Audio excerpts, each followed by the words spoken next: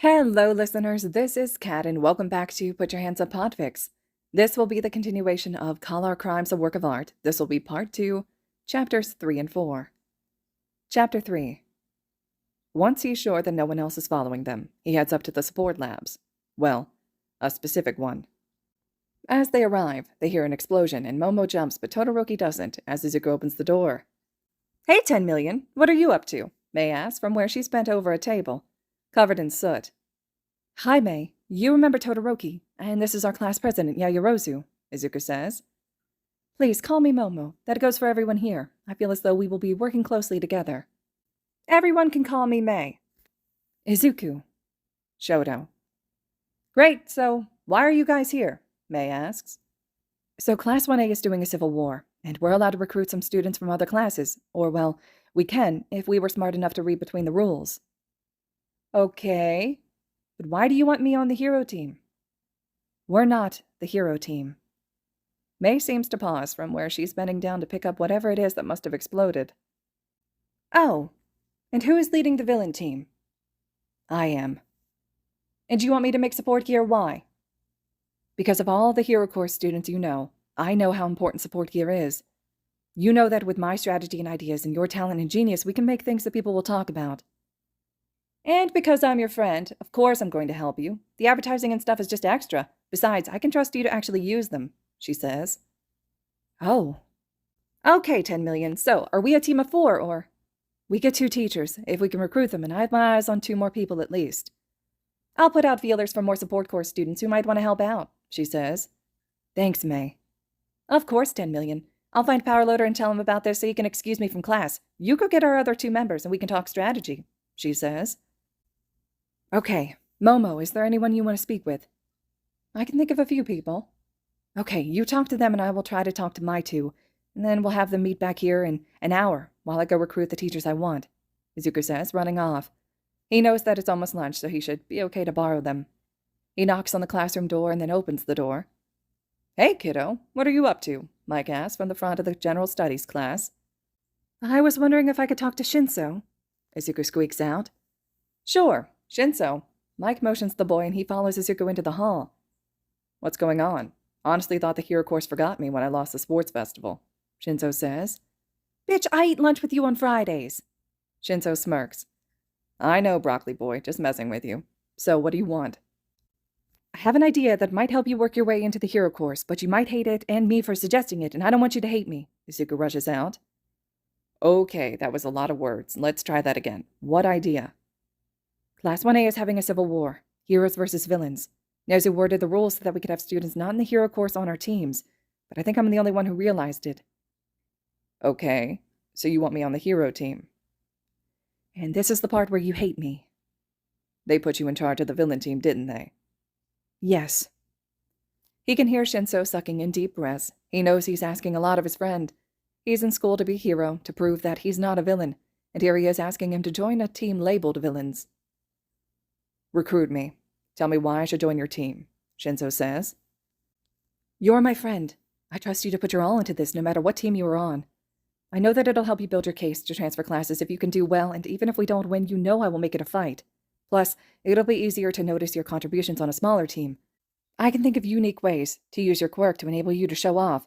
I thought of asking you as soon as I figured out the gap in the rules, and do you think anyone else is smart enough to figure that gap out? And even if they do you think they're going to go to Gen Ed?" Shinso was blushing by the end of his rant, and Izuku looks up at him hopefully. "Damn, I feel bad for whoever else you recruit if this is the speech you give to each one." "I'm in," Shinso says, and Izuku hugs him. "Great.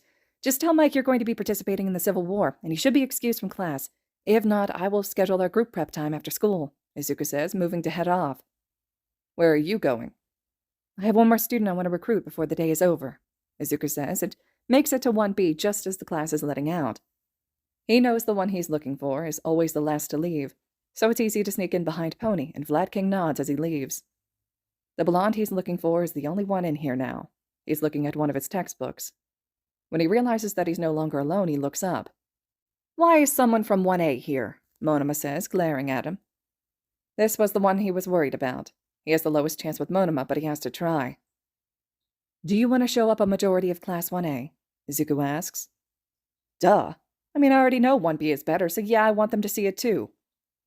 Great, because Class 1A is having a Villains vs. Heroes fight, and we're allowed to recruit from Class 1B, and you're the first one I thought of. And why should I side with your team? Because there's only 3 1A students on it. Monoma doesn't seem to know what to say to that. Your own class couldn't bother to join with you. I think they got a little too hung up on the villains part. Monoma seems to consider it. How many people on your team? So far, 5, including me. And you are confident you can show up the rest of your class? I can't make it a promise, but I do know a lot of my high-probability plans require you. Izuku feels bad manipulating Monoma like this. It's not truly a lie, though. A lot of his plans do involve him, but he can easily make a new plan without him. But Monoma likes to feel important. You get 2 teachers, right? Right. I want to see how smart you are. Write down the 2 teachers you're going to try to recruit, and I'll write down the ones I think you'll pick, if you're smart. If one matches, I'll know you have a head on your shoulders that could possibly win this. You don't have to show me if you say they don't match. That seems fair, ensures the anonymity of his recruits. Izuku nods and scribbles them down. When they flip, Izuku isn't surprised to see that they did, in fact, match. Well then, what are you waiting for? Add me to the team list, Monoma says. Izuku grins. Now for his last 2 people on his list. Chapter 4. Shota isn't sure what he was expecting when he found the note on his desk asking him to come to the support course classroom block. Maybe Nezu planning some stupid experiment that would end up making Shota's life 100 times more difficult. Or perhaps Azashi wanting to sneak a lunch together in private. Hell, he's even expecting someone to attempt to murder him. He is not expecting his problem child to be standing in front of him. Thank you for agreeing to meet me, Mr. Aizawa. Izuku is earnest in his gratitude, but there is an edge of determination in his stance. The boy wants something, and he is going to get it or die trying. Midoriya, care to explain the Cloak and Dagger meeting? I didn't want anyone to see me trying to recruit you. Shota relaxes. He assumed as much, but wasn't sure. His problem child is always unexpected. I wasn't planning on participating. I know about your friend, who was the villain captain in your year. Shota stiffens. Midoriya. I won't tell anyone. Besides, I would be incriminating myself if I did for hacking. But I know he was determined to win as a villain and that you wanted to help him. He couldn't do it in his year, but I think I can win. But I need certain people. You're an underground hero. You can teach us stealth. You can teach us how to deal with victims of crimes. You can teach us a lot about things that aren't in the curriculum for first years, but that are perfect for my plan. Fuck. It's just like Oboro all over again. His friend had had the same earnest determination in his eyes. But there's something behind it here. Whereas Oboro had wanted to win, Midoriya is going to win. Shota sighs. Fine. The brilliant smile on the boy's face makes Shota's heart ache for Oboro. Thank you so much, Mr. Aizawa. The boy pulls off a piece of notepaper. Please be here promptly after classes, he says. Shota blinks. He hadn't expected training to start so soon. Maybe Midoriya knows what he's doing after all. He gives a quick nod and heads to his office for lunch. Maybe he can win this for Oboro. Listen, Hisashi Yamada knows English isn't the most exciting language in the universe, but he's trying his best. He always tries to make his lessons interesting and interactive for his students, and he likes to think he's fair about not forcing students to participate. But he'd like it if they at least tried to make him think they were paying attention. What's worse is, it's Shinso that's not paying attention. The boy normally hangs off of his teacher's every word and takes notes like a top student, which makes sense considering he is one of the top students. Izashi hopes the sudden lack of attention after Midoriya's visit doesn't mean that the boy has given up on his goal of making it into the hero course, not with all his hard work in class and with Shota.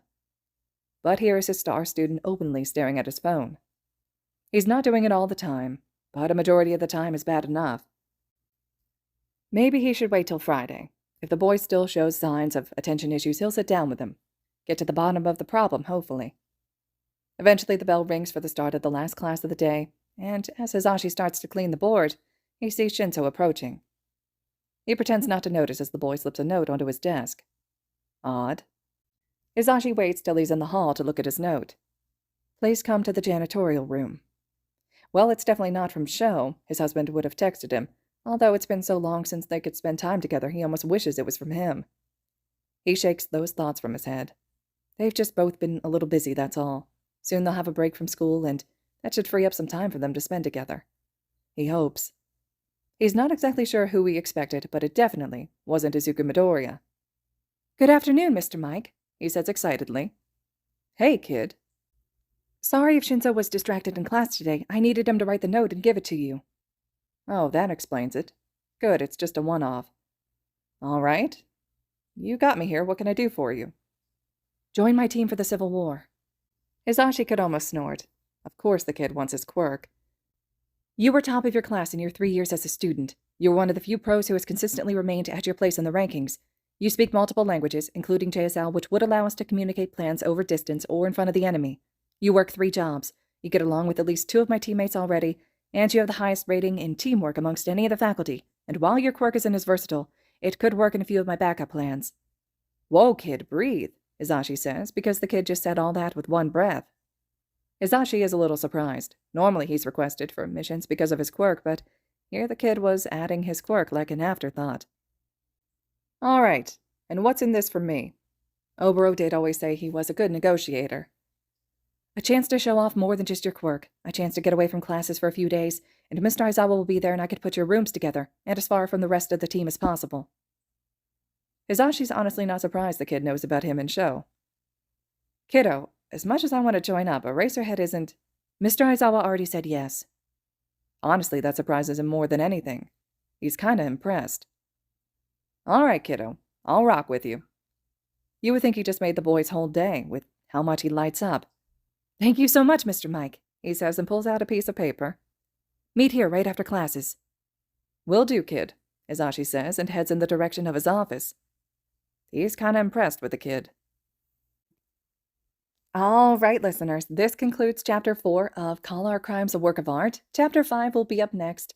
I hope you all are enjoying this so far. I really like who Izuku is picking to recruit for this. I think this is such a unique take on the Civil War type fic, so let me know your thoughts and reactions to everything so far, and as always, thank you so much for listening.